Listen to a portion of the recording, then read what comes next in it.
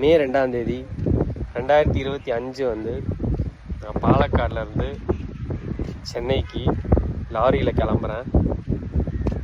அங்கேருந்து மே 2026 என்னோடய கார்ப்பரேட் ஜாபை நான் விடுறேன். இப்போது ஆகஸ்ட் மந்தில் நம்ம இந்த 1 lakh ஏர்ன் பண்ணுற சேலஞ்சில் இருக்கோம். ஸோ எதுக்காக நான் இப்படி சொல்ல வரேன்னா, நிறைய பேருக்கு தோணியிருக்கலாம், எப்படா இன்வெஸ்ட்மெண்ட்டே இல்லாமல் 1 லட்சம் சம்பாதிக்கணும்னு சொல்கிறான், சம்பாதிச்சிடுவேன்னு சொல்கிறான், நமக்கு ஹெல்ப் பண்ணுறேன்னு சொல்கிறான். ஸோ ஏன்னா சாதாரணமாக இப்போ இருக்கிற மார்க்கெட்டில் பார்த்தீங்கன்னா ஒரு 8 to 10 years எக்ஸ்பீரியன்ஸ் இருக்கிற ஒரு எம்ப்ளாயிக்கு தான் 60,000 to 80,000 சேலரியே இருக்கும் கரெக்டாக. ஸோ எல்லாருக்குமே வந்து ஒரு ஆச்சரியமாக இருக்கலாம் இந்த விஷயம். நம்ம வந்து என்ன ப்ராக்ரஸில் இருக்கோம் அப்படின்னா, ஆல்மோஸ்ட் 30 to 40% நம்ம கோலை வந்து அச்சீவ் பண்ண போகிறோம். நம்ம சொன்ன மாதிரி ஆகஸ்ட் 31 நம்ம 1 lakh அச்சீவ் பண்ணிடுவோம். I am confident about that. So இதுக்கு பின்னாடி என்னென்ன ஸ்ட்ரகிள்ஸ் இருந்துச்சு, என்ன மாதிரியான லெசன்ஸ் இருந்துச்சு அப்படிங்கிறத நான் ஷார்ட்டாக சொல்லிடுறேன். ஏன்னா அதுதான் ரொம்ப important.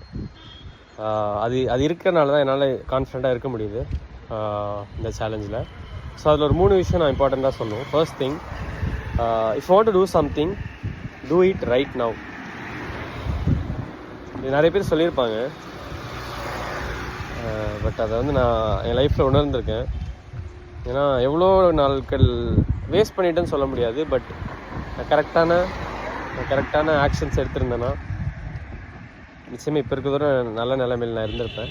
So that is nothing to regret about. But ஏதாவது செய்யணும்னு நினச்சிங்கன்னா இப்போவே பண்ணுங்கள். யார்ட்டையாவது பேசணும்னு நினச்சிங்கன்னா இப்போவே பேசுங்க.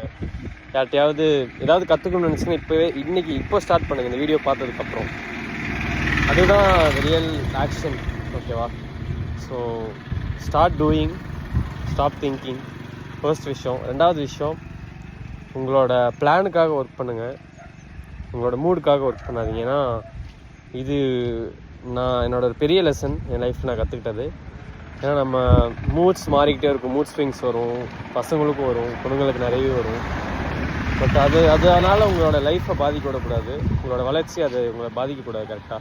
ஸோ அதனால் நீங்கள் ஒன்று பண்ணணும்னு முடிவு பண்ணிட்டீங்கன்னா அதை பண்ணிடுங்க. No matter what. உடம்பு சரியில்லை, மனசு சரியில்லைன்னு சொல்லிட்டு அதை தள்ளி போடாதீங்க. மூணாவது விஷயம், யாரையுமே ப்ளேம் பண்ணாதீங்க, எதையுமே ப்ளேம் பண்ணாதீங்க.